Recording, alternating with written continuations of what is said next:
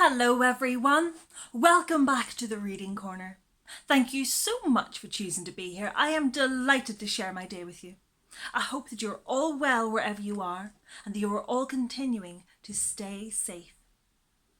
Now this week on the Reading Corner we are making our way firmly through Mary Poppins, and today we are going to pick up where we left off yesterday, which is chapter 5.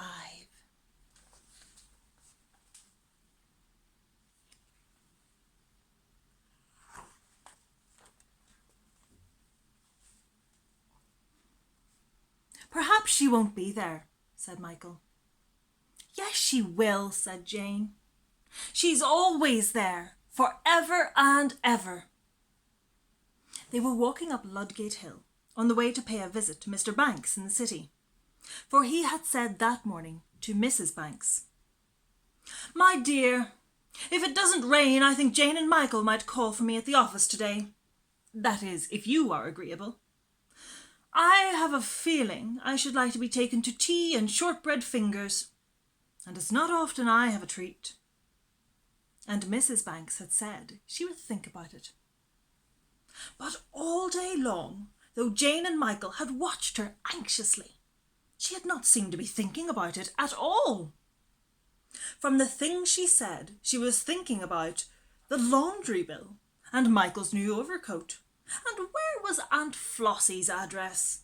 And why did that wretched Mrs. Jackson ask her to tea on the second Thursday of the month, when she knew that was the very day Mrs. Banks had to go to the dentist's?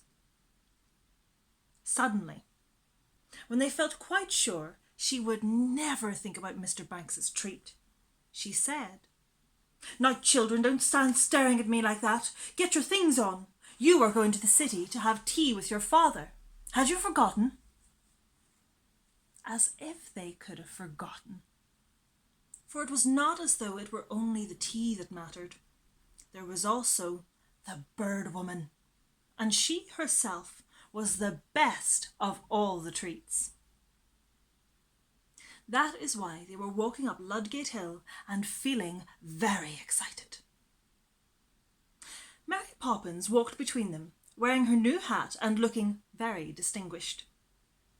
Every now and then she would look into the shop window just to make sure the hat was still there and that the pink roses on it had not turned into some common flowers like marigolds. Every time she stopped to make sure, Jane and Michael would sigh.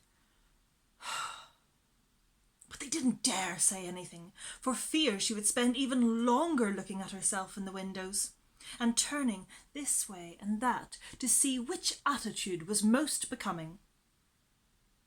But at last they came to St. Paul's Cathedral, which was built a long time ago by a man with a bird's name. Wren it was, but he was no relation to Jenny. That is why so many birds live near Sir Christopher Wren's Cathedral, which also belongs to St. Paul. And that is why the bird woman lives there too. "There she is!" cried Michael suddenly, and he danced on his toes with excitement. "Don't point," said Mary Poppins, giving a last glance at the pink roses in the window of a carpet shop. "She's saying it! She's saying it!" cried Jane, holding tight to herself for fear she would break in two with delight. And she was saying it.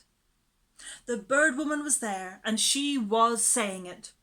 "Feed the birds, twopence a bag. Feed the birds, twopence a bag. Feed the birds, feed the birds. Twopence a bag, twopence a bag."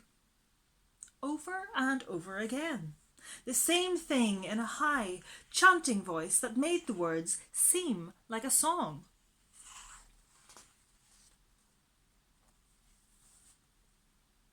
And as she said it, she held out little bags of breadcrumbs to the passers-by. All around her flew the birds, circling and leaping and swooping and rising.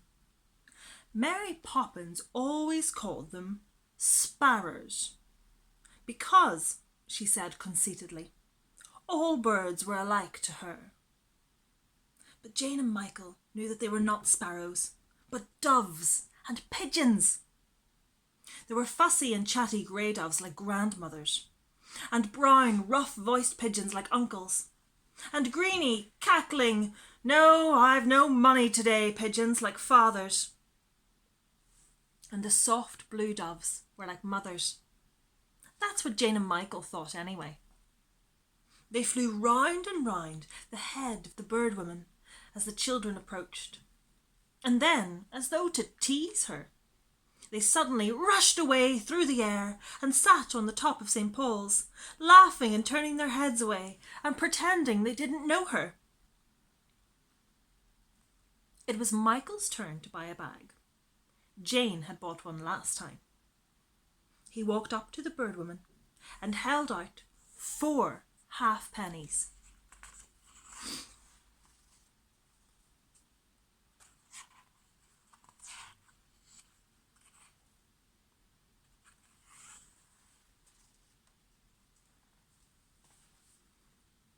"Feed the birds, 2pence a bag," said the woman, as she put a bag of crumbs into his hand and tucked the money away into the folds of her huge black skirt.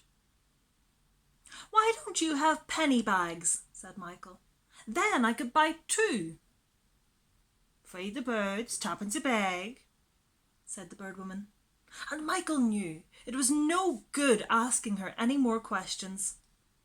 He and Jane had often tried, but all she could say, and all she had ever been able to say, was, "Feed the birds, 2pence a bag," just as a cuckoo can only say cuckoo no matter what questions you ask him.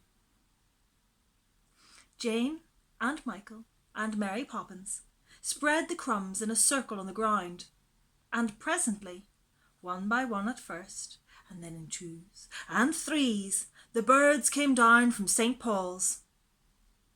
"Dainty David," said Mary Poppins with a sniff, as one bird picked up a crumb and dropped it again on its beak. But the other birds swarmed upon the food, pushing and scrambling and shouting. At last there wasn't a crumb left, for it is not really polite for a pigeon or a dove to leave anything on the plate. When they were quite certain that the meal was finished, the birds rose with one grand, fluttering movement and flew around the bird woman's head, copying in their own language the words she said. One of them sat on her hat and pretended he was a decoration for the crown. And another of them mistook Mary Poppins's new hat for a rose garden and pecked off a flower. "You sparrow!" cried Mary Poppins, and shook her umbrella at him.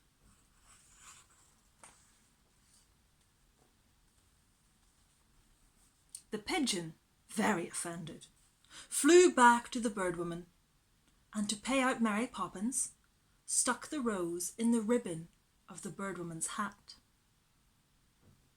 "You ought to be in a pie. That's where you ought to be," said Mary Poppins to him, rather angrily. Then she called to Jane and Michael. "Time to go," she said, and flung a parting glance of fury at the pigeon. But he only laughed and flicked his tail and turned his back on her. "Goodbye," said Michael to the bird woman. "Feed the birds," she replied, smiling. "Goodbye," said Jane. "2pence a bag," said the bird woman, and waved her hand. They left her then, walking one on either side of Mary Poppins. "What happens when everybody goes away, like us?" said Michael to Jane. He knew quite well what happened, but it was the proper thing to ask Jane because the story was really hers.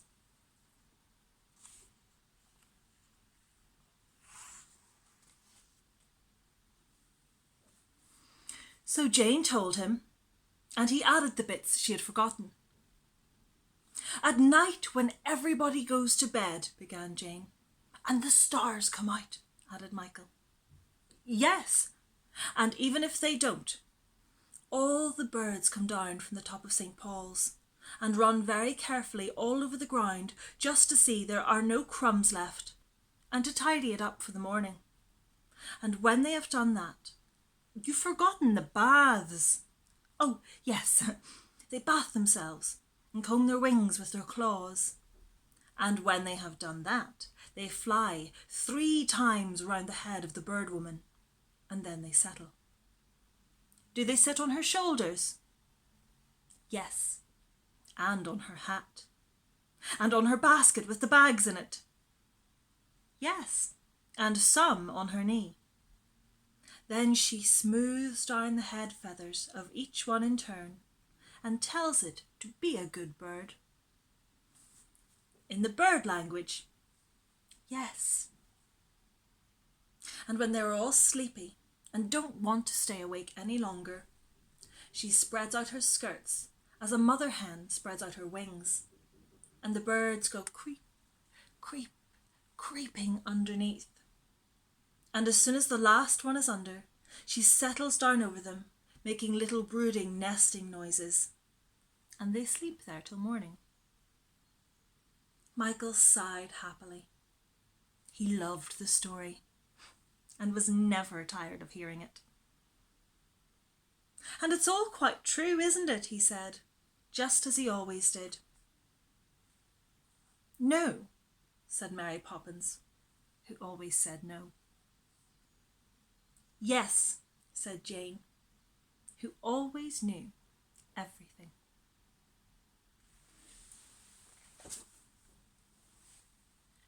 The end.